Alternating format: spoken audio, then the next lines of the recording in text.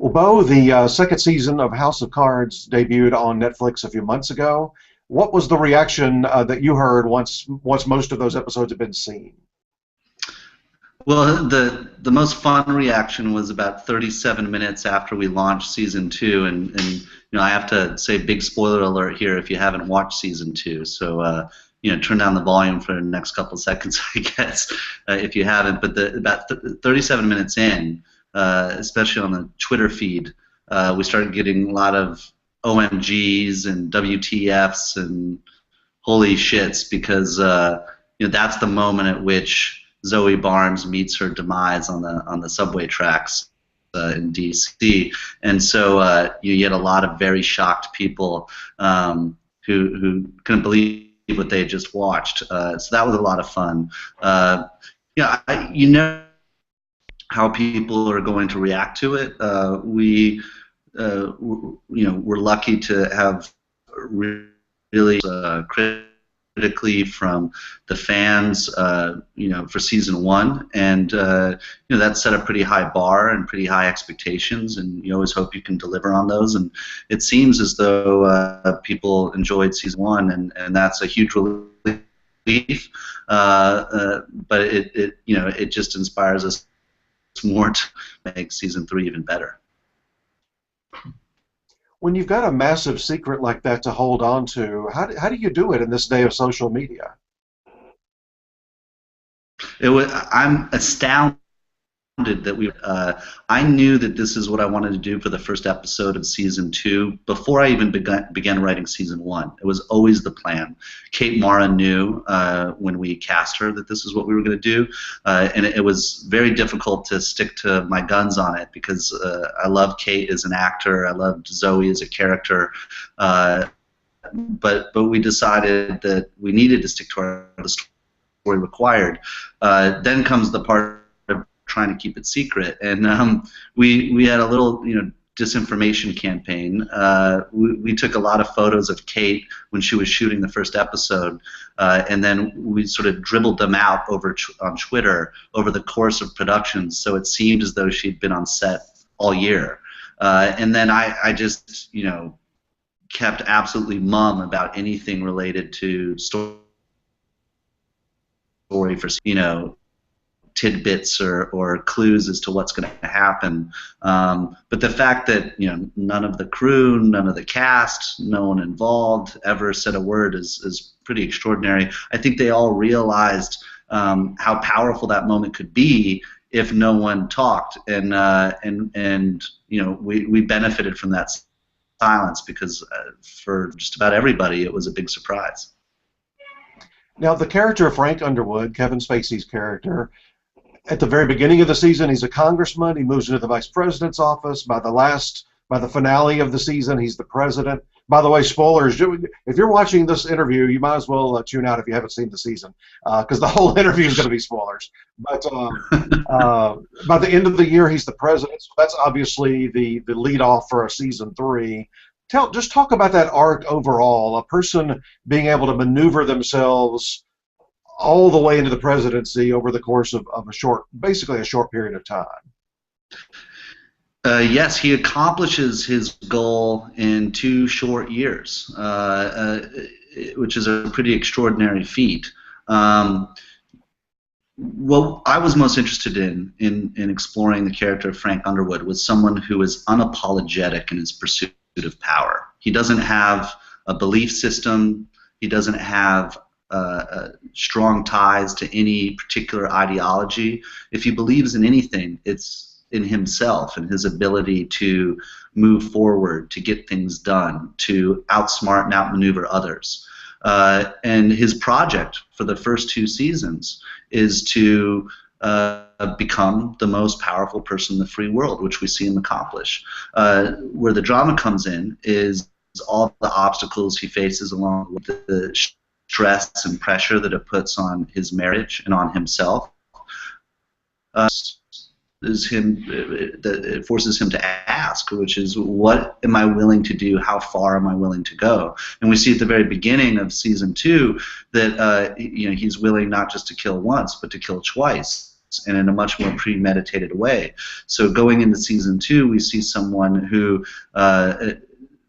without abandon, decides, I am going to do absolutely whatever it takes. By the time we finish season 2 and he is the President of the United States, the question becomes, now that he has this power, what will he do with it? I don't know. There's nobody in the world probably that can match him in terms of being underhanded, except for his wife. They're a good match. Which, if you had to say, which is the more underhanded of the two? I don't know if it's a competition. I mean, one of the great things about the Underwood marriage is they work in tandem. They are equal partners. They is the deep mutual respect, and they know that when they link arms, they're stronger than anything or anyone. In their case, 1 + 1 than the parts. So there are times when they're in conflict there. There are times when for granted, and he pays the price. She needs to remind him by asserting her own power, how important she is to their mutual success. But I think what's most interesting in their marriage is not how they compete necessarily, but how they coordinate. We interviewed one of your co-stars, Michael Kelly, a few weeks ago, and I don't know if he knows any more now, but at the time he said he didn't even know if he was coming back for season 3, the way the season ended with him being on the ground like that, with being knocked out. Can you relieve his mind right now in hours 2 that he will be back for season 3? No, I can't relieve anyone's mind right now. No word on that yet, huh? And no word until it's released. Okay, good. The show's been so well received, not just in America but worldwide. But what has been the reaction among people in Washington? I'm sure that there's a unique reaction from that group as opposed to other groups. Well, you can't speak too generally because DC is comprised of a lot of different people with a lot of different opinions. But it seems so far that the reaction has been largely positive. A lot of people in DC watch the show. It is a constant topic of conversation. I think there's some novelty for any milieu in seeing themselves dramatized on TV. We take great pains to be as accurate as possible. Of course, there's things that we exaggerate or condense, and sometimes or push the limits of plausibility. But we talk to tons of experts from DC in all sorts of fields to make sure that we know our stuff, and if we are going to push the envelope or break the rules, we know when we're doing it and why we're doing it. We were just down in DC for the White House Correspondents' Dinner, and the number of people who had seen the show, wanted to talk about it, who were enthusiastic about it, was really terrific. They welcomed us with open arms, which is kind of extraordinary considering what a dark portrait we paint. I want to ask a question from our forums. Kel D. Says, when given the opportunity to do 2 seasons right out of the gate, how did you go about mapping out the story beats and dividing the material between the seasons? Always knew that we wanted Francis to achieve the presidency by the end of season 2, and a few big things like Zoe's demise in the first episode of season 2. But a lot of the big signposts, the big story points for season 2 were things that we had not decided upon before we went into season 2. We really tackled one season at a time, knowing where we would end up after 26 hours in a big picture sense. So the process of mapping out a season, and to that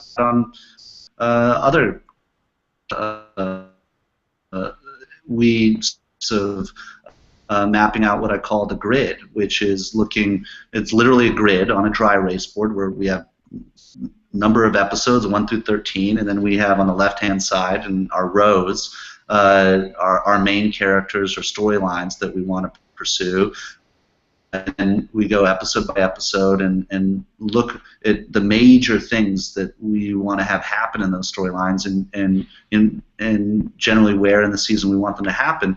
And you start to refine and you start to get more specific, and you end up after 6 weeks or so with what we call a Bible, which is about a 70-page document where sort of in a capsule way we've outlined all of the big stuff we want to have happen each episode, and then you get into the process of breaking individual episodes one by one and figuring out, okay, beat by beat, moment by moment, what's going to happen, and start writing those episodes. When you get in that process, some of the choices you made for the season in the Bible, you discover better choices, or you run into roadblocks you hadn't anticipated. You make changes along the way, but you try to stick to the overall plan, leaving yourself enough wiggle room to make discoveries, to change along the way if you come up with something better. By the time we ended season 1, of course, I had some ideas as to what I wanted to have happen in season 2. So when we began the Bible writing process for season 2, I already knew some of the big things that I wanted to have occur and who we wanted to focus on. But there was also things I never could have anticipated, like the character of Rachel Posner, who was never intended to go beyond the first 2 episodes of season 1. But as I began to develop Peter Russo's story more in depth, and she became a part of it, and as a byproduct of that, she started to have this bizarre and intriguing relationship with Stamper. You make those discoveries, and so going into season 2, the story between Rachel and Stamper became a very important and central one. Never would have anticipated that in a million years going into season 1.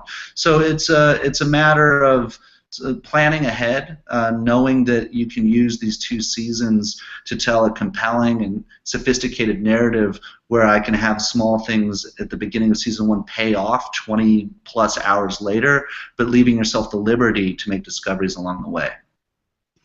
One character you brought on board here for the second season that I really liked and seems like is going to play a major role even moving forward is Molly Parker's Congresswoman character. Tell us about just working with her and developing that character. I've been a huge fan of Molly's for a long time. I think for me it all started with Deadwood, one of the great shows created by David Milch, and her work on that was extraordinary. I wanted to have a character who replaced Francis as Whip, who was cut from the same cloth, but in some ways fundamentally different. Maybe a sort of proto-Francis. We could go, if we were to go back in time and see who Francis might have been towards the beginning of his congressional career. But also someone who, in many ways, is her own person. I mean, she does have pricks of conscience. She has a different style. She lends a certain kind of seductive and quiet and snake-like approach to things in ways that I think are kind of hypnotic and spell-casting, whereas Francis oftentimes is, he can play that card, but he also uses intimidation, and he also uses strong-arming and blackmailing, stuff that Jackie Sharp can use as well. But they just have different styles in terms of getting what they want. And I also wanted a character that was both a formidable ally and at times formidable opponent to Francis. And one of the great things about someone like Jackie Sharp is that she kind of plays both sides. She is not there purely to serve the Underwoods' interests. She's there to serve her own, and to the extent that it benefits her to be linking arms with the Underwoods, she will, and to the extent that she finds herself pitted against them, she doesn't shy away from that. One great example is the sexual assault bill that Claire's trying to push. I like the fact that she deeply believed that this was wrong, and she was doing what she thought was right, and she was willing to stand up to the Underwoods in order to get what she wants, and in a way, she wins. Do you think as Underwood helped her to get into power, he knew that she was going to be somewhat of a foe, or do you think he felt like she would be somebody he could control? I think he probably, look, I mean, whenever you try to enlist someone like Jackie Sharp, Francis is smart enough to know this is a formidable person who he needs to keep an eye on. He doesn't fully trust anyone except Claire, perhaps, and Doug and maybe Meacham. So I think that he had to anticipate that this could happen, but he believes in his ability to maneuver those situations and ultimately to control people. It would be naive for him to think that he. And she says right out of the gate. So anticipated that, and he certainly, I think he is a bit surprised the veracity with which she's willing to pit herself against him if necessary, and seeing how he contends with that and how Claire contends with that is great drama.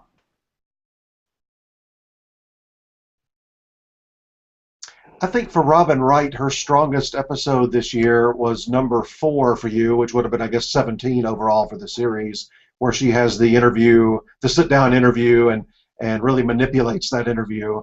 Would you, when she gets to Emmy consideration and gets nominated, I imagine she would submit that episode. What did you think about in terms of that particular episode for Robin Wright? Well, first of all, I think that Robin is strong in every single episode. I'm biased because I adore Robin as an actor and as a person, and she does great work every time we put her in front of the camera. Certainly in that episode, she's featured quite prominently, and she reveals things about her past that we're learning for the first time, and they're quite powerful things. I was really intrigued by how Claire would react in a politically dicey situation where you're doing a live interview. It's going out to the nation, and you find yourself talking about things that you didn't expect to. We not only have access to her emotional life and to her past, which is something that hitherto we knew very little about, but we also see her ability to perform under fire. When you mix all those things up in a blender, you have for a pretty great episode, and she was fantastic. And I worked with Robin very closely on that script. It's very hard to pull off an episode like that. And I wanted, her input. I wanted her to feel invested in it. We talk about every episode and every scene that she does, but in that one in particular, I really wanted her to feel ownership, and her insights into Claire's character, into how Claire might handle certain moments, her instincts greatly informed the script. And Laura Eason, who wrote that script, did a remarkable job building the frame for that drama, and then delivering in terms of the stakes and Claire's virtuosity. You and House of Cards were a real Emmy Awards pioneer. The first show to get to win Emmys for an online, which is Netflix. One for directing, one for cinematography, one for casting, 9 overall nominations. What was your experience and the whole team's experience going to the Emmy Awards last year? It's fantastic. I mean, when we first started all this, we didn't know whether we would even be eligible. We didn't know whether a show like ours that was delivered initially over the internet was some. We didn't know if we would be invited to the party. So to be eligible was a big deal for us. To get any nominations at all was absolutely thrilling. And then to win a third of the things that we were nominated for blew our minds away. So every step along the way, it felt like icing on the cake.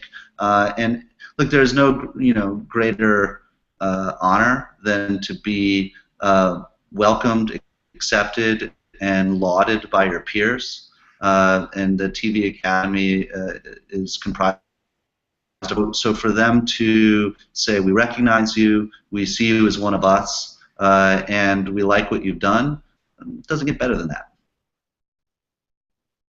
Now that you've gone through 2 cycles with Netflix on the releases, the 2 seasons, what have you found personally to be the positives of that type of release and the negatives of that type of release?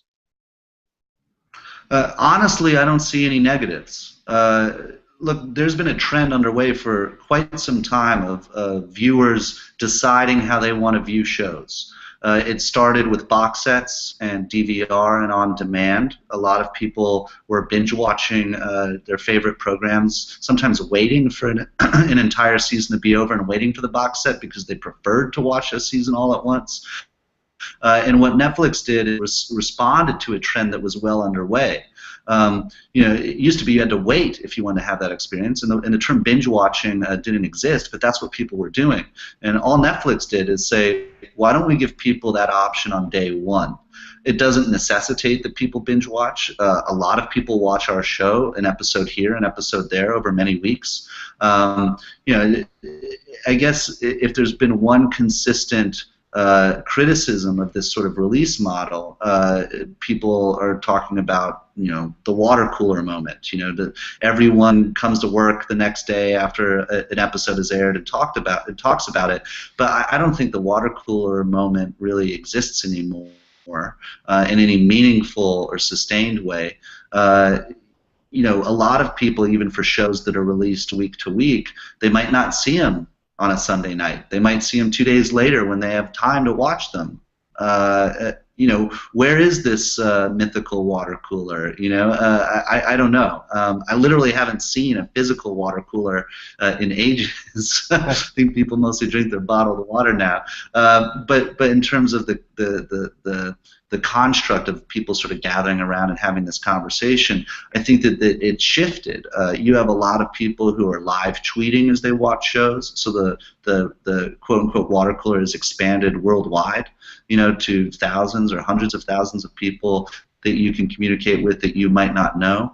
I think that you have, with recaps and fan involvement and blogs and online criticism ranging from established news organizations to the average viewer. If anything, the dialogue in general has opened up and has become a lot more inclusive and much larger in scope. Binge watching is one way to go. Watching it week to week is another way to go. But ultimately, the viewers are shaping the conversation.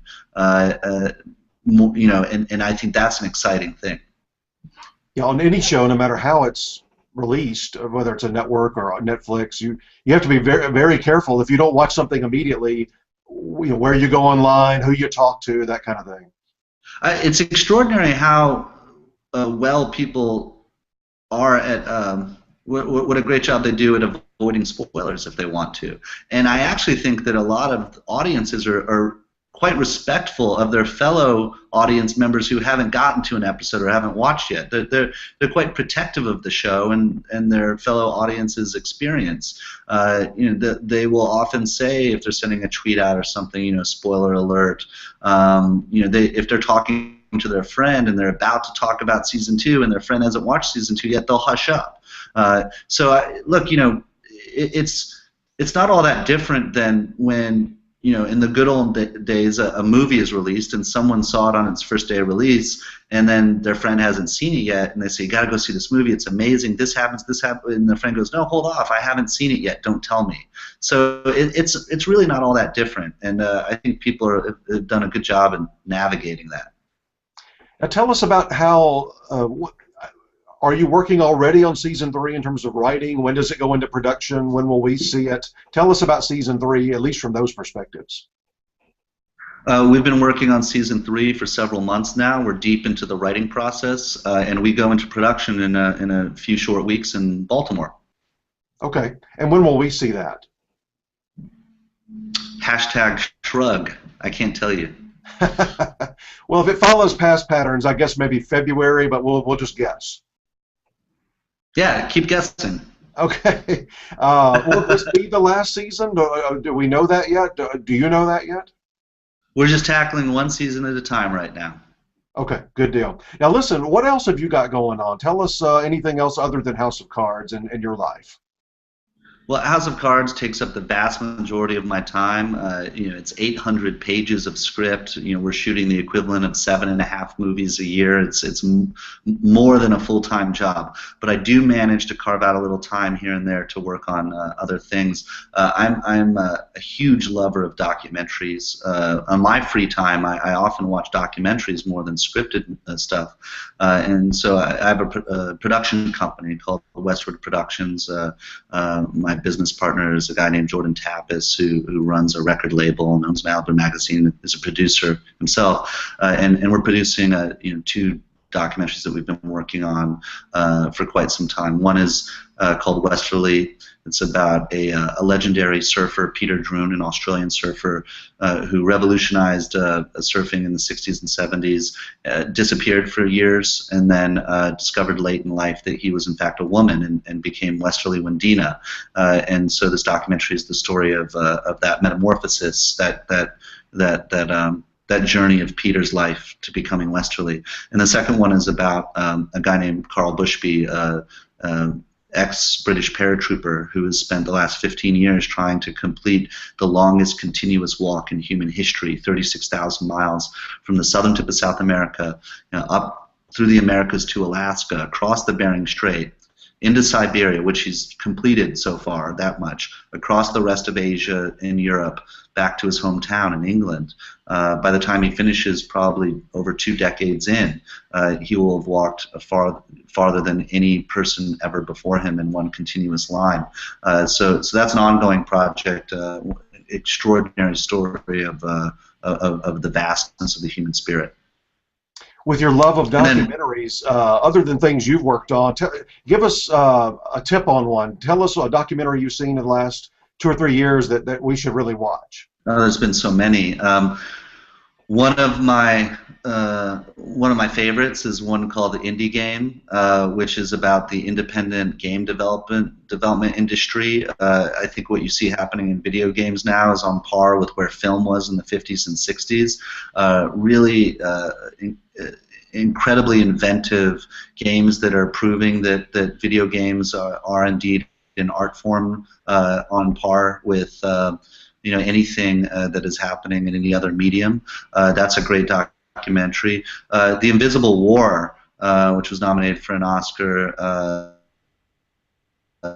about sexual assault in the military, and hugely inspired that whole storyline in season 2. Transcendence Man, about Ray Kurzweil and the singularity in his personal journey. There's a fantastic 15-part documentary by Mark Cousins called The Story of Film, which covers film from its inception up till now and really focuses on innovation and world cinema. One of my favorite documentaries of all time is a 10-part documentary called The Staircase about the Michael Peterson murder. It's selling. You could not write something as good as this. The only way it exists is by being real. The filmmaking, the storytelling, the editing, everything about it is extraordinary. I could go on, but and I'm having a blast right now watching Cosmos: A Space Odyssey. I think on Nat Geo, I think that's just a wonderful program, and it's sort of a friend to go back to when I come back late from the writers' room and want to watch something that is totally unrelated to House of Cards. Yeah, that's what I like too about all kinds of entertainment. Is it's so much fun. It really helps you clear your head and focus on something different, at least for a couple of hours. Yeah, one of the cool things about Netflix, I mean, there's many cool things, but it has become probably the biggest repository of documentaries on the planet. It used to be a documentary, even a very successful one like Man on Wire, might run for a few weeks or at best months in a few art houses in a few major cities around the country, and then it would be gone. You might be able to order a DVD of it, but generally speaking, it would kind of disappear. On Netflix, you have entire entire genres dedicated to documentaries. There are hundreds, probably even thousands of them at this point. I think it's really widening the audience for documentary filmmaking and making it accessible to a lot of people in ways that it was really hard to access before. So I think that's fantastic. And good for documentary filmmaking, which is, I mean, it's tough to make a doc. It's not the moneymaker that a big Hollywood film or television show is, but a lot of the most passionate work in filmmaking is poured into docs because despite the fact that there's not a lot of money to be made, and oftentimes none at all, people feel compelled to tell these stories, so they're really doing it out of pure passion. Well, we can sense the passion in House of Cards and your other projects, and we really enjoyed this second season. Good luck at the Emmys this summer. We are certainly hoping even more than 9 nominations this time. Well, it would be thrilling to be nominated for anything, and you never count on anything. You never want to take anything for granted. So our only goal is just to tell the best story possible, keep the bar of excellence as high as we can, and if you're ever welcome to the party a second year, as I said before, it's really icing on the cake. Well, good luck with it all. We're looking forward to season 3, and have a great summer. Thanks a lot. You too.